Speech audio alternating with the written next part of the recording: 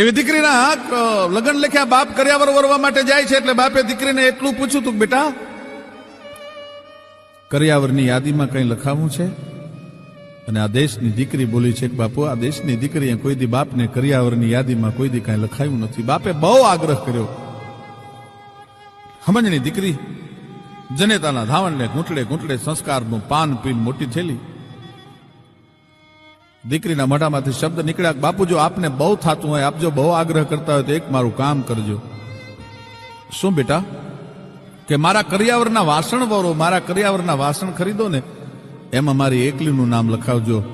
પાછળ આપનું નામ નહીં, મારા પતિનું નામ નહીં. બાપ બહુ સમજણો હતો, દીકરીની ટકોર સમજી ગયો બાપ.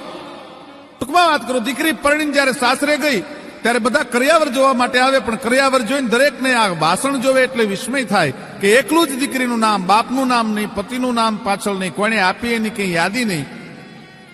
વૃદ્ધ ડોશીમાએ પ્રશ્ન કર્યો હતો, બેટા આ તારા કર્યાવરના વાસણ ઉપર તારી એકલીનું કેમ નામ લખ્યું છે?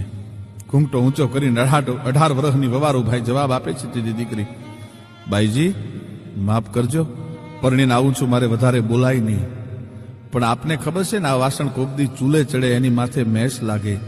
કે હા બેટા. પછી એ આપને ખબર છે ને એને સાફ કરવા માટે એની ઉપર સમાજ કોકદી ધૂળ ચડાવે. કે હા બેટા. તો સાંભળી લો બાઈજી, હું એવા કુળમાં જન્મેલી દીકરી છું, હું નથી ઈચ્છતી કોઈ દી મારા બાપ કે મારા ધણીના નામ ઉપર સમાજ કોઈ દી ધૂળ ચડાવે. એ દીકરી પરણીને હારે જાતી હોય ને ત્યારે બાપનું કાળજું ફાટી જતું હોય.